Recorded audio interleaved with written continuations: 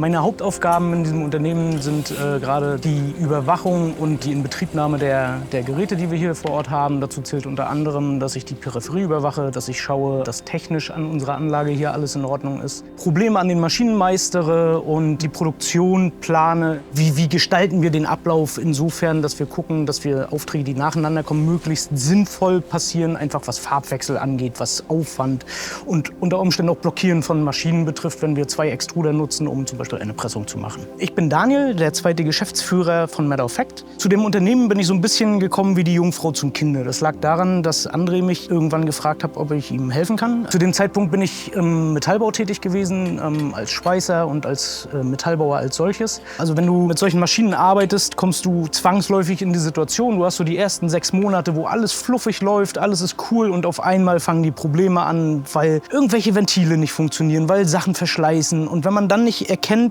und das Feingespür dafür hat, was ist da gerade los, was muss ich ändern, was muss ich auseinanderbauen, zusammenbauen, dann kommt man ganz schnell in die Situation, dass man viel Geld für Techniker ausgeben muss, die das für einen erledigen. Und das kann so ein kleines Unternehmen wie wir es sind einfach nicht stemmen. Deswegen machen wir das selber. Wir haben dann hier natürlich ganz schnell gemerkt, dass da viel mehr dazugehört. Also erstmal natürlich nicht nur die Schallplattenpressen als solche, wie sie hier stehen, sondern auch die ganze Peripherie, die im Technikraum steht. Die Dampferzeugung, die Kühlung, die Hydraulik, die Drucklufterzeugung, die ganze Verrohrung, die hier funktionieren muss, die Ventile, alles. Und am Ende ist es für mich faszinierend, Probleme in den Griff zu kriegen. Also du verstehst irgendwann die Technik hier hinter und weißt, an welchen Stellschrauben du drehen musst, damit die Maschine am Ende genau das tut, was sie soll. Und das ist die Begeisterung, die dahinter steht. Waren immer auf einem sehr hohen Level und dementsprechend waren unsere Kunden natürlich auch gewöhnt, eine sehr hohe Produktqualität zu bekommen. Punkt 1 ist, davon können wir gar nicht mehr weggehen. Funktioniert nicht so. Und das nächste ist am Ende, dass wir uns am Markt behaupten müssen. Und das können wir nur mit unglaublich guter Qualität und perfektem Service.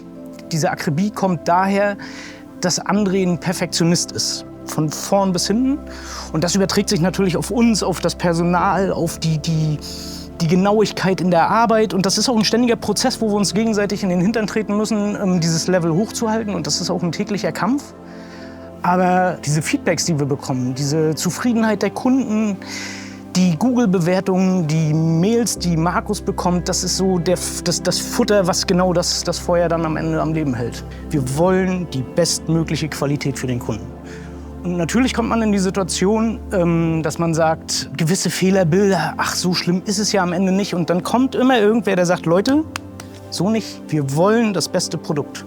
Also Teamarbeit ist in unserem Unternehmen die Quintessenz, nennt man das, glaube ich. Ohne Team würde hier gar nichts funktionieren. Worum es am Ende geht, ist, dass wir hier ein Umfeld schaffen, dass unsere Mitarbeiter die Möglichkeit haben, sich zu entfalten, natürlich in gewissen Rahmen und bereit sind, sich auch natürlich der Unternehmensphilosophie anzupassen, denn ohne die funktioniert es nicht. Also mir ist völlig klar, dass der Anspruch, den wir haben, gerade in Sachen Qualität, Zusammenarbeit und alles ein recht außergewöhnliches Level hat, möchte ich sagen. Also wenn ich das mit anderen Arbeitgebern vergleiche, dann hilft mir hier auch kein Mitarbeiter, der stumpf einfach nur seine Arbeit macht, um 16 Uhr nach Hause geht. Das funktioniert halt nicht. Wir versuchen, dass jeder sich auch selber ein Stück weit zu Höchstleistung animiert. Da passieren natürlich auch Fehler. Fehler dürfen zwar passieren, aber wir müssen daraus lernen. Und das ist die eine Seite. Und die andere Seite ist natürlich, dass jeder, der hier arbeitet, auch weiß, dass wenn er Unterstützung im Privaten braucht, dass wir auf jeden Fall für ihn da sind. Also die Unternehmenswerte, für die Matter of Fact steht, sind natürlich die Qualität, die wir hier liefern. Am Ende wollen wir aber auch ein Arbeitsumfeld schaffen der Gleichberechtigung, der Buntheit, der Farben. Wir arbeiten mit Künstlern zusammen, die aus dem Querbereich kommen, die bunt in ihrer Denkweise sind, bunt in ihrem Auftreten sind. Wir versuchen Projekte zu fördern, die Umweltschutz, Gleichgestelltheit betreffen, die unsere Demokratie unterstützen, die einfach eine Weltoffenheit darstellen sollen.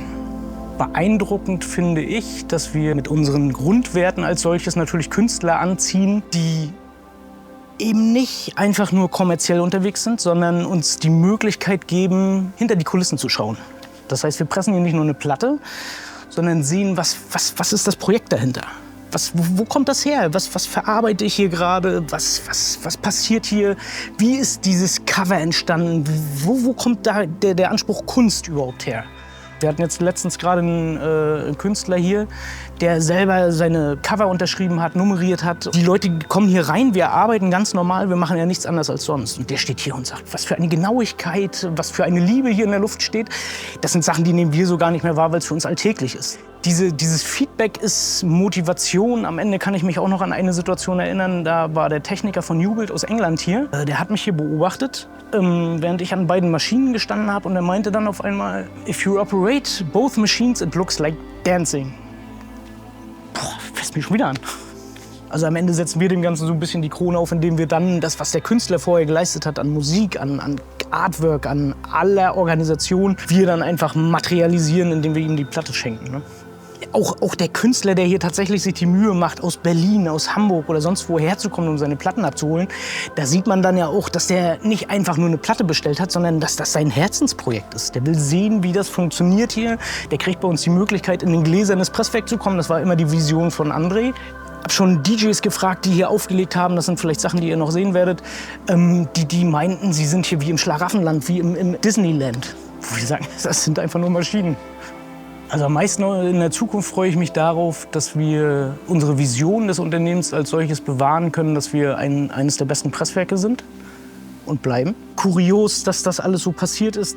Die Zeit, die jetzt vergangen ist, seit die Pressen hier stehen, das, was wir geschafft haben, wirklich auch uns am Markt zu etablieren am Ende, dass das Matter of Fact einfach ein Name ist, der für was steht. Matter of Fact.